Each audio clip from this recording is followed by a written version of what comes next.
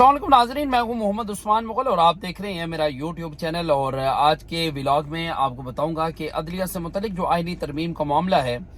इस मामले पर पहली दरख्वास्त जो है वो सुप्रीम कोर्ट के अंदर दायर कर दी गई है, क्योंकि पाकिस्तान तहरीक इंसाफ भी इससे पहले ये दावा कर चुकी है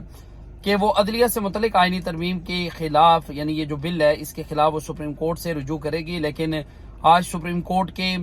जो सदर हैं आबिद जुबैरी, उनकी जानिब से इस तरमीमी बिल के खिलाफ पहली दरख्वास्त जो है वो सुप्रीम कोर्ट के अंदर दायर कर दी गई है, क्योंकि अदलिया से मुतल्लिक आईनी तरमीम के मामले पर काफ़ी ज़्यादा शकूक व शुबात जो हैं वो अपोजिशन को हैं, और अपोजिशन का भी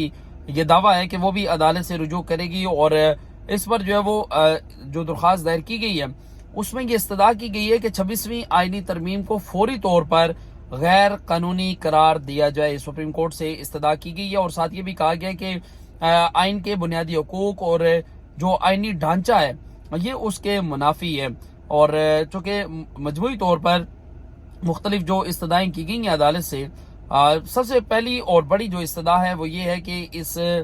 26वीं आइनी तरमीम को फौरी तौर पर जो वो गैर आइनी करार दिया जाए, और इसकी वजह से जो कानूनी ढांचा है, जो आइनी ढांचा है, वो शदीद मुतासिर हुआ है। उसके बाद ये कहा गया कि जजेस तकर्री का जो जुडिशल कमीशन का इजलास है वो बुलाने से भी रोका जाए। ये तीसरी इस्तदा की गई है इस दरख्वास्त के अंदर, क्योंकि अब जो जुडिशल काउंसिल है, ये जुडिशल कमीशन है, जुडिशल कमीशन की सरबराही जो है वो चीफ जस्टिस ऑफ पाकिस्तान और उनके अलावा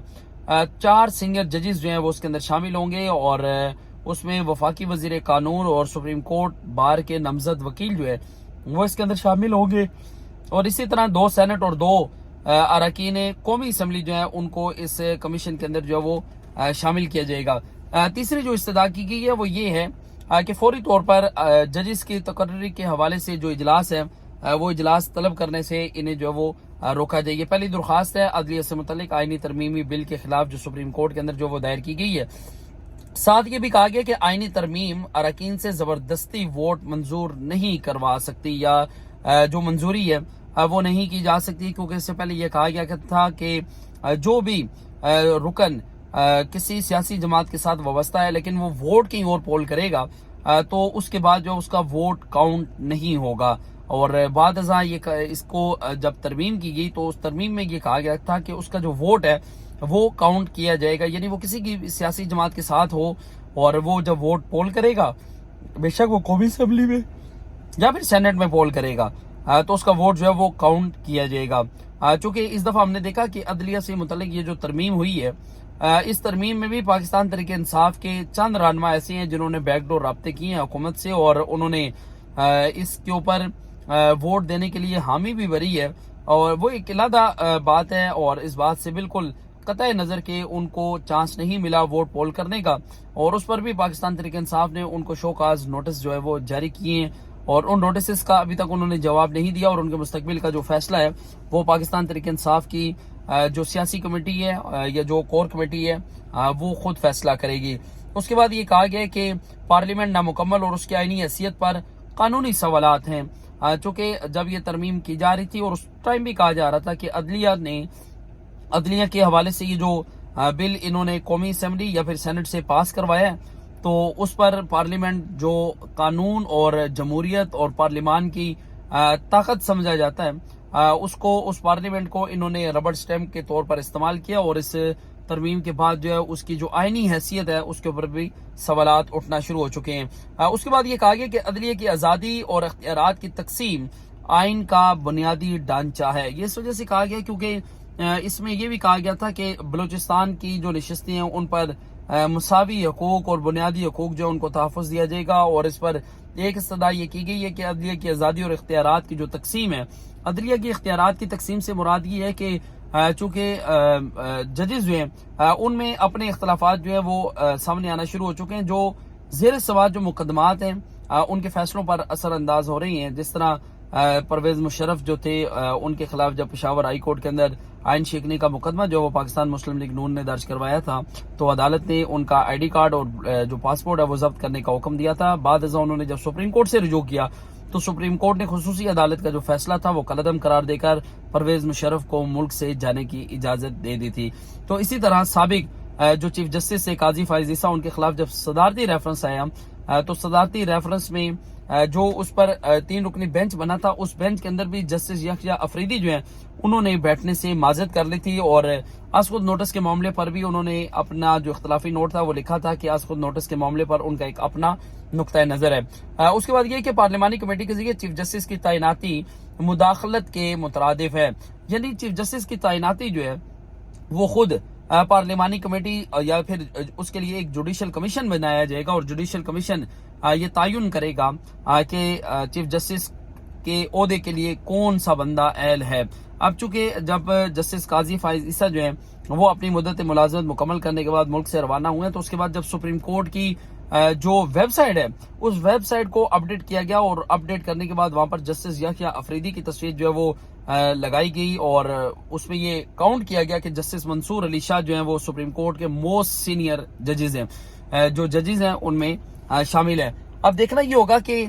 پاکستان تحریک انصاف نے جس طرح جسٹس منصور علی شاہ کی مہم چلائی تھی، اس مہم کے بعد جسٹس منصور علی شاہ کا راستہ رو کر جسٹس یحییٰ افریدی جو ہیں انہیں چیف جسٹس آف پاکستان کا قلمدان جو ہے وہ سونپا گیا ہے، اور اس کے بعد ایک استدعا عدالت سے یہ بھی کی گئی ہے کہ آئینی بینچز کا قیام سپریم کورٹ کے متوازی عدالتی نظام کا قیام ہے، اور ساتھ یہ بھی کہا گیا کہ عابد زبیری سمیت 6 وکلاء نے درخواست میں وفاق اور صوبوں کو فریق بنایا ہے۔ ان کا یہ کہنا ہے کہ جو عدالتی نظام ہے، عدالتی نظام کے اندر جو عدالتی فیصلے ہیں وہ اس کے اوپر اثر انداز ہو سکتی ہیں، لہٰذا اس کو فوری طور پر غیر آئینی اور غیر قانونی قرار دیا جائے اور اسے روکا جائے۔ چونکہ جب عدالت اس کے اندر اب مداخلت کرے گی تو اب تو یہ عدالت کے پاس ایک پاور ہے کہ وہ اس کو غیر قانونی قرار دے سکتی ہے، چونکہ یہ ساری جو ترمیم تھی یہ کس وجہ سے گئی تھی تاکہ عدالتی جو مداخلت ہے اس کو روکا جائے،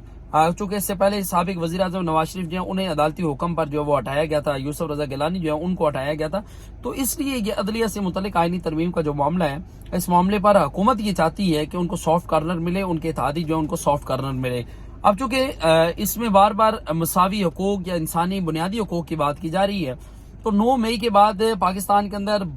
جو انسانی بنیادی حقوق ہیں ان کی کھلم کھلا خلاف ورزی کی گئی ہے، اور جو فریڈم آف سپیچ ہے پاکستان کے اندر اس پر بھی پابندیاں عائد کی گئی ہیں، جو آزادی اظہار رائے ہے اس کے اوپر بھی پابندیاں عائد کی گئی ہیں۔ تو اب جو ہے وہ یہ کہا جا رہا ہے کہ 26ویں آئینی ترمیم مکمل ہونے کے بعد اب چونکہ منظور ہو چکی ہے، اس کے بعد ایک 27ویں ترمیم یا 28ویں ترمیم لائی جا رہی ہے، اور اس پر کوشش یہ کی جا رہی ہے کہ حکومت اپنے آپ کو اور جو اتحادی ہیں ان کو تھوڑا سا تحفظ فراہم کر سکے، کیونکہ جب یہ آئینی ترمیم کا معاملہ تھا تو اس پر اڈیالہ جیل میں مکمل طور پر جو ملاقاتیں ہیں ان پر پابندی عائد کی گئی تھی، اور اس کے ساتھ جو اپوزیشن کے اتحادی ہیں ان کے خلاف مقدمات بھی درج کیے گئے ہیں اور انہیں گرفتار بھی کیا گیا ہے۔ اب چونکہ یہ درخواست جو سپریم کورٹ کے اندر دائر کر دی گئی ہے، اب دیکھنا یہ ہے کہ سپریم کورٹ اس کے اوپر اپنا کیا ڈیسیژن لے گی، کیونکہ آج پہلا دن ہے جسٹس یحییٰ افریدی کا بطور چیف جسٹس آف پاکستان، اور پاکستان تحریک انصاف کی جو کارکنان ہیں، جو لیڈرشپ ہے، وہ یہ دعویٰ کر رہی ہے اور ان کو یہ توقعات بھی ہیں کہ جسٹس قاضی فائز عیسیٰ نے جس طرح ان کے کیسز کے اوپر اثر انداز ہونے کی کوشش کی ہے تو ان کو ان عدالتوں سے انصاف ملے گا، اور اب پوری قوم دیکھ رہی ہے جسٹس قاضی فائز عیسیٰ کے بعد جسٹس یحییٰ افریدی کی طرف کہ جسٹس یحییٰ افریدی جو ہے وہ صاف شفاف فیصلے دیں گے، اور جو وقار سپریم کورٹ کا اس سے پہلے مجروح ہوا تھا اس وقار کو بحال کریں گے، اور اس سے نہ صرف عدالتی نظام پر اٹھنے والے جو انگلیاں ہیں اور اس کے اوپر جو لوگ باتیں کر رہے ہیں ان کو مکمل طور پر جو وہ جواب دیا جائے گا، اور یہ سارا کچھ ہوگا سپریم کورٹ کے فیصلوں سے۔ سپریم کورٹ کے فیصلے خود بتائیں گے کہ پاکستان کے اندر جو اس وقت پاکستانی لوگوں کے ساتھ یا پاکستانی شہریوں کے ساتھ سیکنڈ سویلین کے طور پر ان کو ٹریٹ کیا جا رہا ہے، تو یہ عدالتی فیصلے بتائیں گے کہ پاکستان اب بھی اپنے پاکستانیوں کے لیے ایک محفوظ جگہ ہے، اور آزادی کے ساتھ آپ یہاں پر بول سکتے ہیں، آپ یہاں پر جو دیکھ رہے ہیں وہ بتا سکتے ہیں، آپ حقائق جو ہے وہ دکھا سکتے ہیں، تو یہ سپریم کورٹ کے جو فیصلے ہیں وہی بتائیں گے۔ اور چونکہ اب عدلیہ سے متعلق جو ترمیم تھی اس کے خلاف یہ پہلے درخواست چلی گئی ہے، اب دیکھتے ہیں کہ اس کے اوپر سپریم کورٹ کیا ایکشن لے گی، اور کیا وفاق یا صوبوں کو یا ان کے نمائندوں کو نوٹسز جاری کر کے ان کو طلب کیا جائے گا، ان سے وضاحت لی جائے گی یا نہیں۔ اگلے ولاگ میں تمام جو چیزیں ہوں گی وہ بھی آپ کے گوش گزار کروں گا۔ اجازت دیجیے گا، اللہ نگہبان۔